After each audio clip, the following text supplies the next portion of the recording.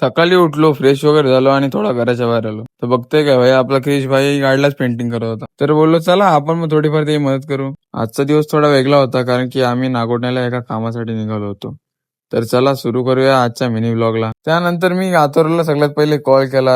थोड्या वेळात तो स्वरूपला घेऊन घरी आला आणि मग आम्ही आमच्या नागोठण्याच्या प्रवासाला सुरुवात केली. नागोठण्याकडे जाता रस्त्याची हिरवाई आणि सुंदर दृश्य बघत आम्ही प्रवासाचा भरपूर आनंद घेत होतो. नागोठण्यात पोहोचल्यानंतर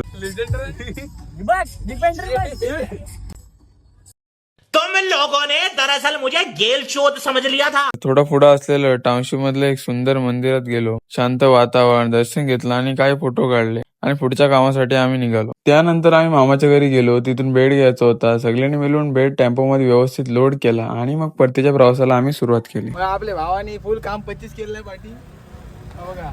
ओके आपल्या भावा या भावानी पण जाम मेहनत केली आहे. हा देव माणूस आहे. उठाले रे देवा, उठाले रे बाबा. त्यानंतर मग आम्ही घरी आलो. घरी पोहोचल्यावर सगळ्यांनी मिळून बेड खाली उतरवला. काम पूर्ण झाल्यावर सगळे आपापल्या घरी गेले. थोड्या वेळानंतर पुन्हा आतोराचा कॉल आला. तिथून मी खामला गेलो. खामला गेल्यानंतर हे भाई जार वगैरे लोड करत होते.